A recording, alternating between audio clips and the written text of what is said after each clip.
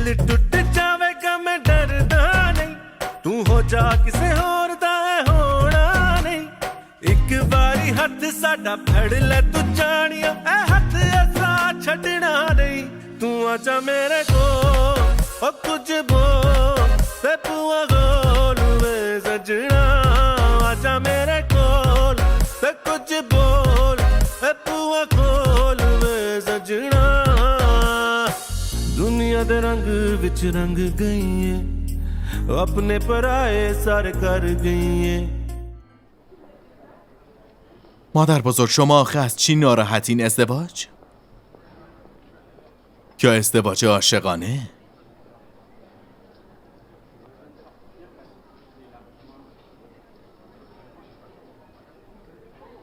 من یه پسر دیگه هم داشتم، سلیمان.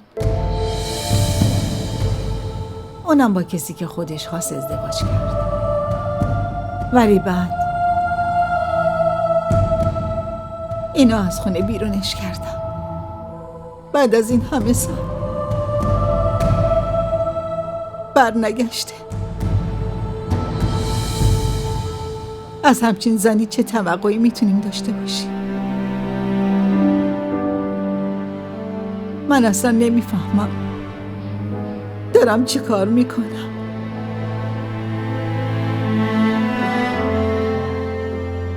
اما الان که باهات حرف زدم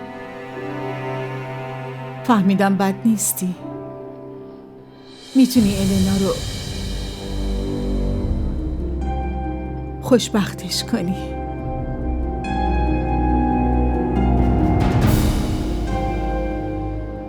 اگه عذرخواهی کنم، خواهش کنم، برات فرق میکنه؟ ببین، من دارم ازت خواهش میکنم، ازدواج کن. الینا خیلی دوست داره، نمیتونه بدون تو زندگی کنه.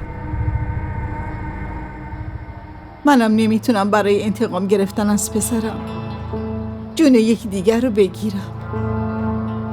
قبول کن پسرم. مادر بزرگ لازم نیست این کارا رو بکنید. من حاضرم.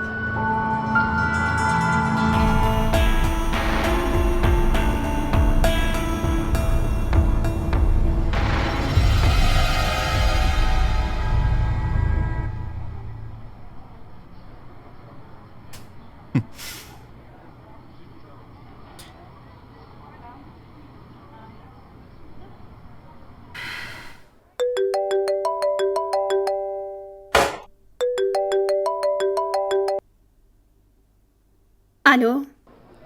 بگو ببینم شیرینی چی دوست داری؟ شیرینی؟ چی میگی؟ خب منظورم اینه که من یادم رفته تو چه شیرینی دوست داری؟ آخه واسه چی؟ میخوام سفارش بدم دیگه، 3 روز دیگه عروسیمونه. شهریار میگیرم میکشمت. خانم من نمیخوام بمیرم، میخوام کل عمرمو باهات زندگی کنم. اوه دیوونه.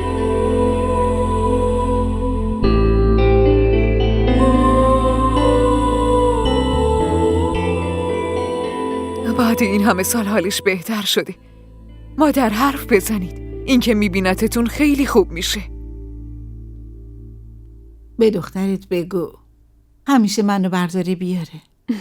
گفته باشم اگه منو نیاره خودم بلند میشم میام بچه‌مو میبینم. میدونید مادر بزرگ امروز یه کار فوق‌العاده کرد. عروسی الینا و شهریار فقط به خاطر مادر بزرگ. نه دخترم، من کاری نکردم. همه این کارا رو خودت کردی.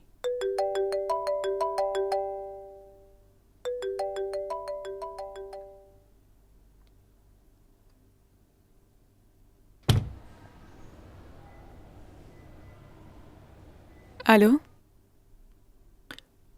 ممنون. واسه چی از من تشکر میکنی تابش؟ نمیدونی که الینا چقدر خوشحاله. از خوشحالی تو میتونم بفهمم که الینا هم چقدر خوشحاله. خب امشب شام بریم بیرون؟ حتما. الان کجایی؟ الان دارم با مادر بزرگ تو پاساژ دور میزنم. ببین از مادر بزرگم تشکر کن. تو خودت از مادر بزرگت تشکر کن. باشه؟ فعلا باید برم. خداحافظ. باشه میبینمت.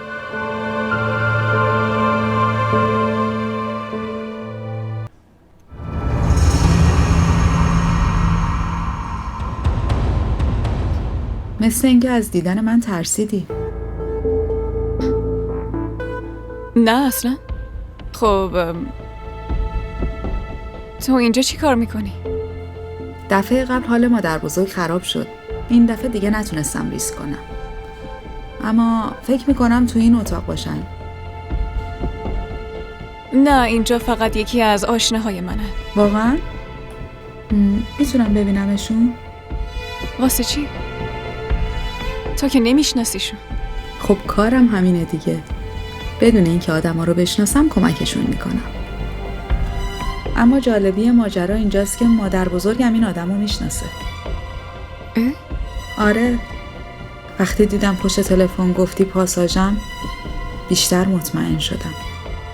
خودم دیدم پیش مادر بزرگ بودی. اینجا توی این اتاق. لطفاً صبر کن. تو نمیتونی بری داخل. باید اول از مدیریت اجازه بگیری که بتونی بری تو. من پرستارم. هیچ کسی نمیتونه جلوی منو بگیره. لطفاً نمیتونی بری داخل. آخه چیو داری پنهون میکنی؟ نمیتونم چیزی بهت بگم. فقط به من نمیتونی بگی یا کلاً به هیچ کس نمیتونی بگی؟ فعلا نمیتونم به هیچ کس چیزی بگم. اما من یه چیزایی فهمیدم. مثلا این آدمی که تو این اتاقه اسمش شاه سلیمانه. اما اینو نمیدونم که اون چه نسبتی میتونه با تو داشته باشه. هر کی هست؟ به تو هیچ ربطی نداره. آره، هیچ ربطی نداره. اما اگه طاهره خانم ازم چیزی بپرسه هیچ وقت نمیتونم بهش دروغ بگم. بالاخره من میفهمم کی توی این اتاقه و چه ارتباطی به اون خونه میتونه داشته باشه. من فکر میکنم تو خودت توی دام خودت افتادی. تازه اینم بهت بگم، اگه تو فکر میکنی که میتونی طاهره خانم رو گول بزنی، بدون که سخت در اشتباهی. چون دقیقاً همون جایی که حواست نیست میاد و به راحتی مچتو میگیره. تو هر کاری بکنی بالاخره اون راز تو رو میفهمه. امیدوارم که این موضوع رو هیچ وقت از تو نشنوه.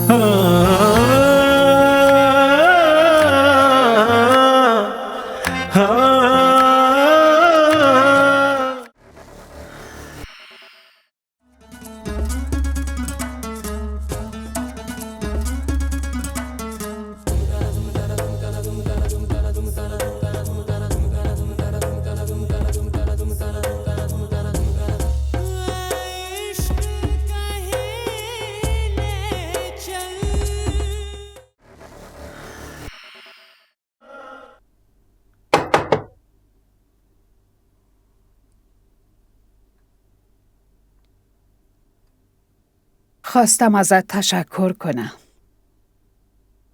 من که کاری نکردم. تلاشت خیلی خوبه. فکر کنم میخوای یه داستان جدید را بندازی. متوجه نشدم. منظورم اینه که اصلاً راحت نیست تو خانواده شوهر همه رو انقدر مطیع کنی. خیلی دارن تعریفتو میکنن. مادر خوب شده، همه رو میبینه. تصمیمات خونرم خودش میگیره. خیلی از دستت راضیم. چی مهمتر از این که همه شما ازم راضی هستین؟ دعا میکنم تو این خونه فقط خوشی باشه. همیشه.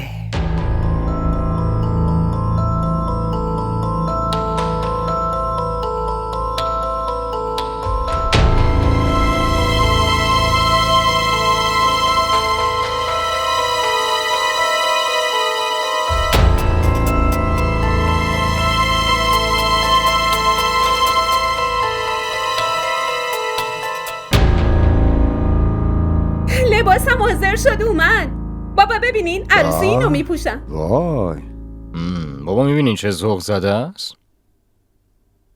باره چی خوشحال نباشه، خیلی هم قشنگه دخترم. همینطوری میگم. شوخیات خیلی بی نمکن. نه شوخی نمی کنم. واقعا خیلی ذوقمندی. خیلی بامزه ای. آره دیگه، حرفای من جوک و کمدی ان. یادت رفته سر عروسیم چقدر مسخرم کردی ها؟ اونو که کل زندگی میکنم. میبینین بابا؟ آره تابش، بعضی وقتا فکر میکنم که فائزه چطوری زن تو شده آخه ها؟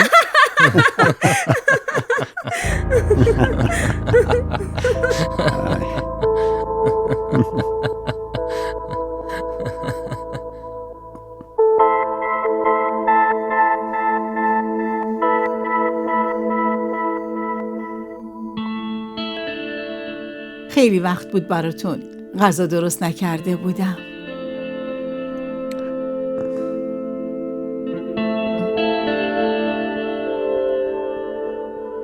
بخور. کجا میرید مادر جان؟ تو اتاقم غذا بخورم. وایسا مادر جان. بیاین اینجا. بیاین.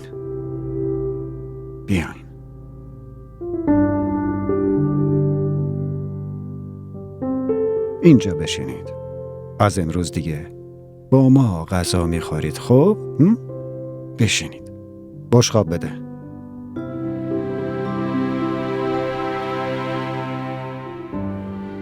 بفرمایید مادر جان. بریزید.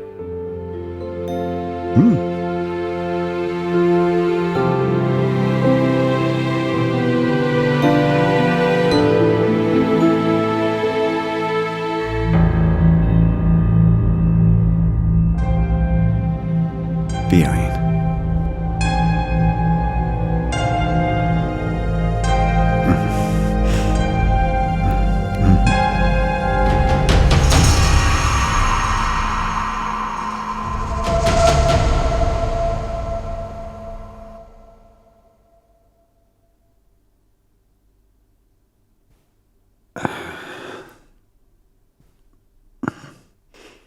مادر جان خیلی بهتره. امروز که دیدمش خیلی خوشحال شدم. طاهره، من خیلی قصه میخورم. چرا؟ چی شده؟ چون مادر بنده خدا اشتباهی نکرده. نباید اینطوری میذاشتیمش تو اتاق تنها بمونه. عالم، فکر میکنی اینا به خاطر من بوده؟ آره؟ نه اینو نمیگم. اون هنوزم فقط یاد سلیمانه. فقط سلیمانم به خاطر من رفته؟ نه بابا، منظورم این نبود طاهره. من فقط دارم با تو حرف میزنم، همین. امروز حسابی فهمیدم که هنوزم از دست من دلخوره. اون که خیلی سال ناراحته. چرا یهو اینطوری فکر کردی؟ آخه یا از من یا از همه ما. حتما یه اشتباهی سر زده.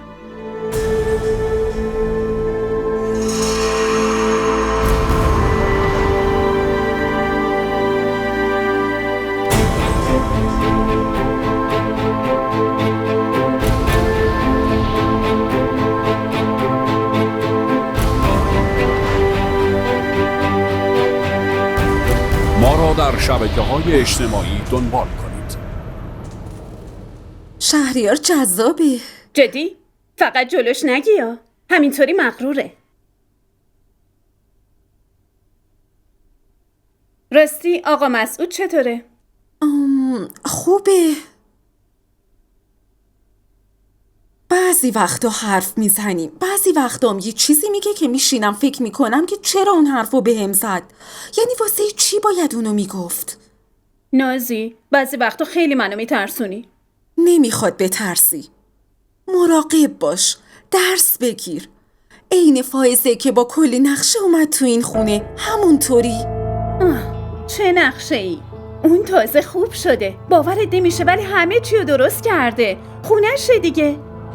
چی داری میگی؟ این خونه همونقدر که برای اونه برای مام هست. درسته ازدواج کردیم و از این خونه رفتیم، اما پدر مادرمون اینجا زندگی میکنن. حالا کی گفته برای تو نیست؟ تازه بعد این همه روز پا شدی اومدی اینجا. بله، اتفاق اون روز هم تقصیر اون بود. 100% مطمئنم که بعداً منو سوژه کرده. اونو اینطوری نیست. برای چی از این کارو کنه؟ آخه حالا دم عروسی این حرفا چیه داری میزنی؟ من دارم فکر میکنم که فردا عروس میشم، شوهرم پیشم میشینه، عقدنامه‌مو امضا میکنم. خدا! آها ببین، یادم رفت اینو نشونت بدم. بابا صدام کرد بهم دادش. واو قشنگی. آره؟ بهم نگفتی.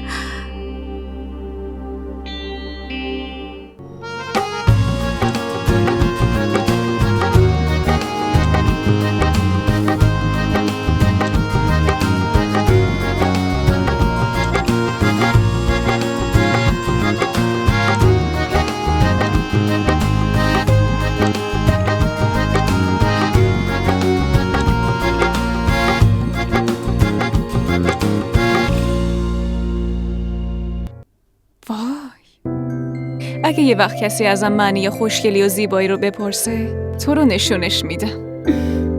میدونی دلم میخواد شهریار این چیزا رو بهم بگه. طلاهات چقدر خاصن. کی ساختتشون؟ تایم ساختن نبود که، همین دیروز خریدمش. هرچی اندازه دستم بود برداشتم. بقیه‌شو بعد عروسی میگیرم. که اینطور؟ پس یعنی خانوما میخواد یه عالمه چیزای دیگه هم بخره. معلومه. میدونی بعد عروسی چقدر مهمونی دعوتمون میکنن؟ این همه فامیل دارم. تازه شهریارم کلی فامیل داره. خب بگو ببینم اونا اومدن؟ خب فکر کنم یکم دیگه برسن. من میرم ببینم.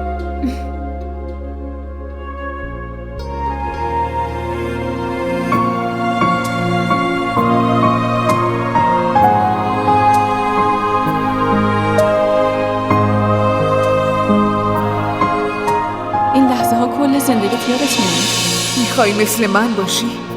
خب میشه یه عروسی ساده هم گرفت. نه فائزه، تو دختر یکی دونمی. هر کاری هم کنم کمه. من نمیخوام اونا یه ذره هم فکر کنن که ما ذره‌ای کم بود داریم. حقیقت اینه که ماها سطح متوسطی. حقیقتی نیست دخترم. حقیقت اینه که تو دختر یه پدر ثروتمندی که اونا از خونشون بیرون کردن. هیچ وقت برنگشتن ببینن مادر پدر در چه حالی. حتی فکر نکردن پدرت زنده است یا نه. خودت فکر کن فائزه، اگه اونا پدرتو از خونه بیرون نمینداختن من باید اینقدر زحمت میکشیدم. فقط خودم میدونم برای پر کردن چاله چوله های زندگی چقدر جون کندم فائزه. بچه های اونا کیف کنن و ما اینجا باید حسرت همه چیزو بکشیم. برو اونجا ببین تو عروسیاشون چه خبره. تو یه شب انقدر پول خرج میکنن که ما میتونیم کل زندگیمونو باهاش بچرخونیم.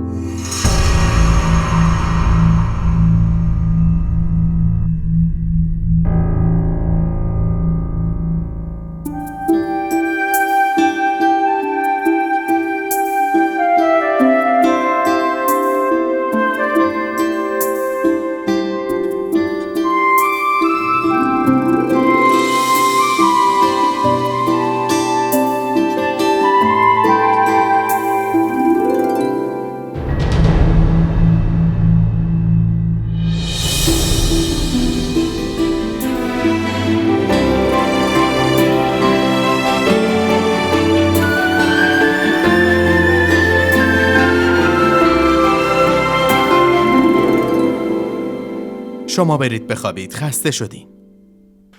چطوری میتونیم بخوابیم؟ آخه تا کی میخوای اینجا وایسی؟ من به حرف شما ازدواج کردم دیگه، خواهش میکنم.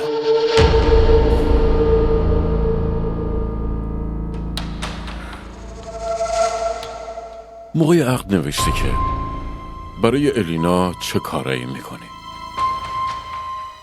اگه یکم شک کنه که این عقد به میل خودت نبوده، خودم میدونم. شما خیلی ضرر میکنید و ما میریم تو خیابون. من ازدواج کردم، حالا اینکه چطوری زندگی میکنم یا اینکه چی کار میکنم مشکل خودمه. فقط نباید ازدواج میکردی، باید همش خوشحالش هم بکنی تا وقتی که من میگم. فهمیدی؟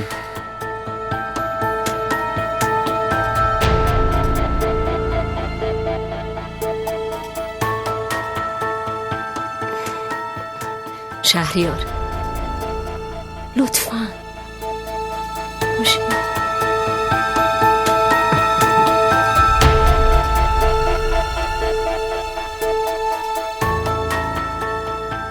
چی شده؟ فکر میکنی اون رباته؟ پول که هیچی، اینطوری پسرت هم از دست میدی.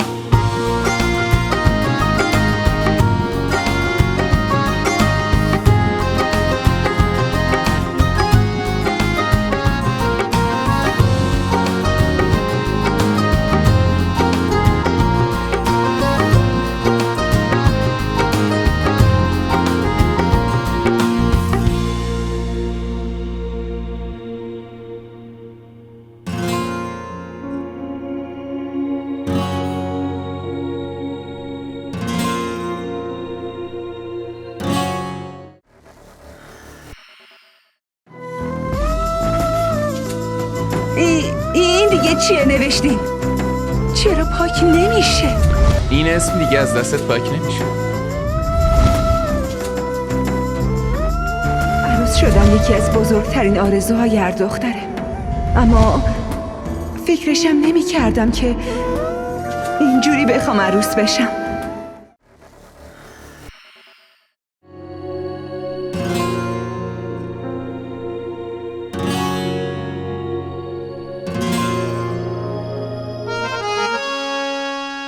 قشنگه.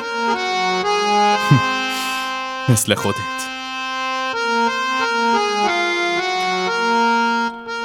اگه یکی ازم بپرسه خوشگلی یعنی چی، تو رو بهش نشون میدم. نمیخوام حرفای دل خوش کنی بشنوم. میخوام حرف دل تو بشنوم در مورد خودم. در مورد تو؟ آره. میخوام این لحظه رو برای همیشه ثبت کنم.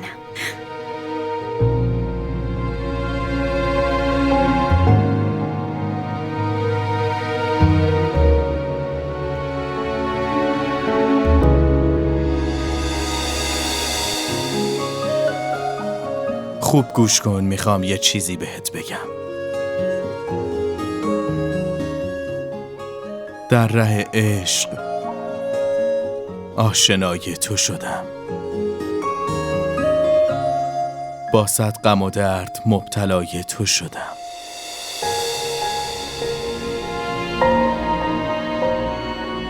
لیلی من باش و به حال زارم بنگر، مجنون زمانه از برای تو شدم.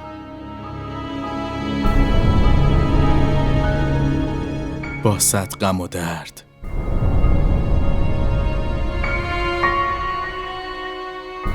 با صد غم و درد مبتلای تو شدم. توی دل من عشق تو جاریه، نه فقط من، دنیا من برای توه.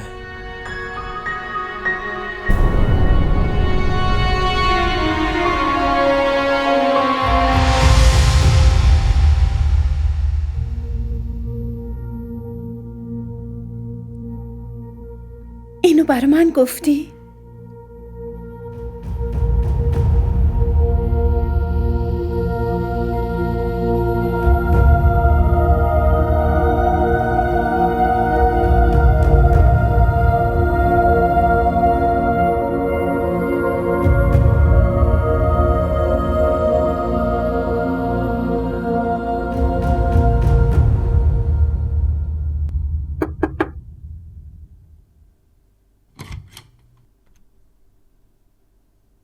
میتونم بیام تو؟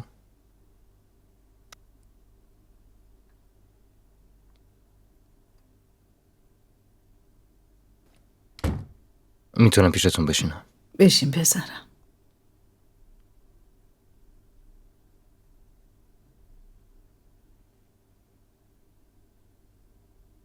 اومدم تشکر کنم. برای چی؟ واسه کاری که برای الینا کردین. حالا که عروسی تموم شده یادت افتاد بیایی تشکر کنی؟ ازتون میترسم. میترسی؟ میترسم یه وقت عصبانی بشید و یه وقت عروسی به هم بخوره. واسه همین سعی نکردم باهاتون حرف بزنم. یه سوال ازت بپرسم. بله. هیچ وقت فکر کردی اونی که تو این اتاق زندونیه کیه تو میشه؟ با تو چه نسبتی داره؟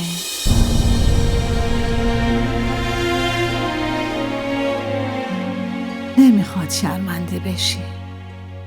من میدونم که تو تقصیری نداری. یه چیزی شنیدی باورش کردی، اما بزرگ که شدی به ذهنت نرسی. آره، اگه فائزه نمی اومد من همش تو این اتاق بودم و آخرشم میمردم. خیلی شرمندم، اما چی کار میکردم؟ هرچی شنیدم و باور کردم. از این اتاق فقط صدای جیغاتون میومد. خیلی میترسیدم، خیلی وحشت میکردم. حتی فکر میکردم اگه بیام توی این اتاق کشته میشم. میدونین چی میگم؟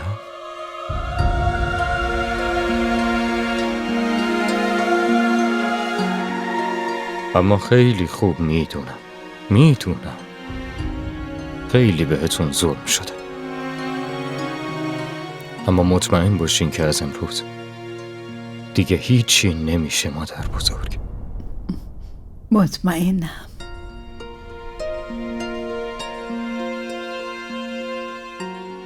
شما منو بخشیدین؟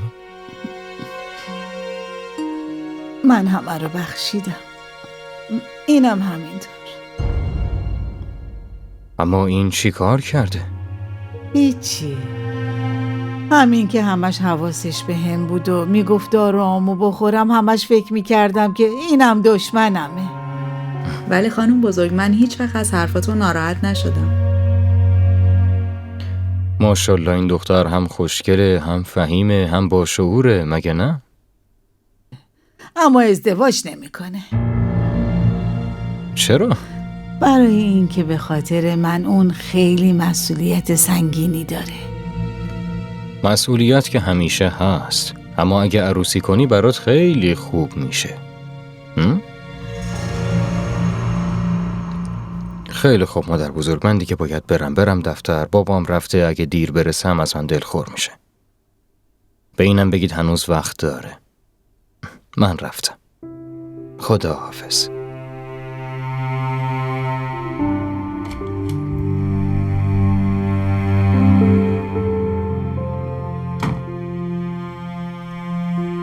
خانم بزرگ چیزی میخوان؟ نه. براتون سوپ بیارم؟ نه. ما را در شبکه‌های اجتماعی دنبال کنید. نه این دفعه دیر نشه. باشه، خیلی خوب، پیش پرداختم میدی. باشه، بردار بیار خونه. باشه. با کی حرف میزدین؟ با عکاس. گفتم دیر نشه. سر عروسی تابش خیلی دیر عکس‌ها رو آورد. شما چتون شده؟ چه مظلوم شدین؟ بعد اون داره کم کم تو خونمون رئیس میشه و شمام خبر نداری. تو فکر میکنی من میذارم کسی به این راحتی توی این خونه رئیس بشه؟ به نظرم که همینه. اونقدر خودتون رو درگیر مسائل کوچیک کردین که موضوع اصلی یادتون رفته. کی برمیگردی خونت؟ چرا؟ چون اینجا کاری نداری. باشه، همین امروز میرم. اما برمیگردم. اگه ببینم فائزه تو این خونه رئیس شده دیگه نمیرم. تازه‌شم. بودن یا نبودن من تو این خونه فرقی نداره. حرف مفت نزن. بودن تو اونجا خیلی واجبه. اینجا هم دخالت بیجات همه چی رو خراب میکنه. من خودم میدونم با کی باید چی کار بکنم. خودم درستش میکنم. فقط میخوام بهتون بگم. سلام. سلام، کی اومدی؟ چطوری؟ خوبم. سلام مامان. به به، امروز رسمی لباس پوشیدی، مثل مهمونا اومدی. دیگه مهمون شدم. مثل مهمون میام، مثل مهمونم ازم پذیرایی میشه. بازم همون حرفا. چند بار بگم ما تو این خونه مهمون نیستیم. باشه نازی، چه جدی گرفتی بابا؟ شوخی کردم. خب این حرفا رو ولش کنید. ببینید شهریار چه قشنگ ازم تعریف کرده. ببینم. با صد غم و درد مبتلای تو شدم. تو دل من عشق تو جاریه. نه فقط من، دنیا من برای توه. به، آقا داماد شاعر شده. من نمیدونستم. منم تعجب کردم. جالبه.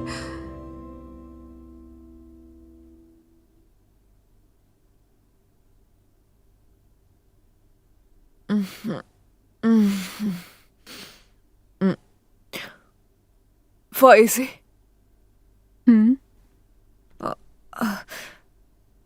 تو اینجا چی کار میکنی؟ چرا صدام نکردی؟ 2 بار صداتون کردم، 3 بار چای ریختم، ولی خوابتون خیلی عمیق بود. چی کار میکردم؟ من هیچ وقت خوابم عمیق نیست. 6:30 بیدار میشم. 11 شده. امروز مدرسه نرفتم. بعضی وقتا باید مرخصی بگیرین.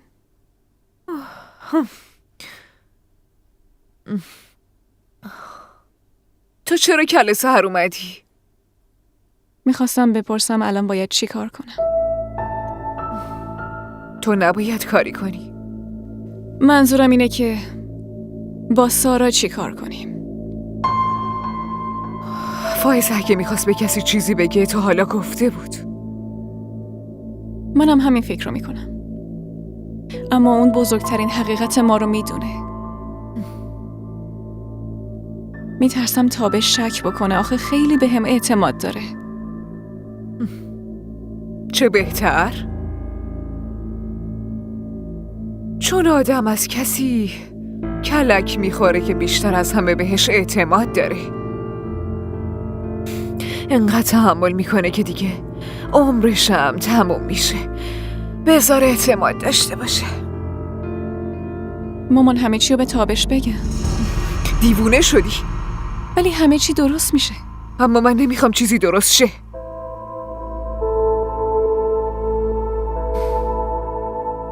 تو باید انتقام منو بگیری. با انتقام هیچی حل نمیشه. بلایی که سرمون اومد با انتقام عوض نمیشه. تازه اوضاع من از اینی که هستم بیشتر خراب میشه. تو فقط به خودت فکر میکنی. پس به اینم فکر کن که تا وقتی که اونا ندونن تو دختر شاه سلیمانی، زندگیت آرامش داری. اگر بخوان بفهمن عزیزم، بلایی سرت میاد که فکرشم نمیتونی بکنی.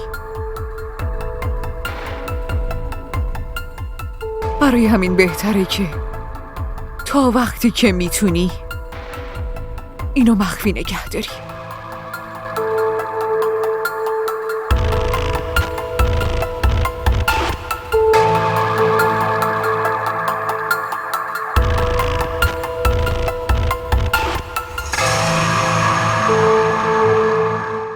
दिल टूट जावेगा मैं डरदा नहीं तू हो जा किसे होर दा है होना नहीं एक बारी हाथ साडा फड़ ले तू जानिया ए हाथ ऐसा छड़ना नहीं तू आजा मेरे को ओ कुछ बोल ते बुआ गोल में सजना DDTV ارائه کننده بزرگترین سریال های درامای ترکی، کره‌ای، پاکستانی دوبله شده به فارسی می باشد.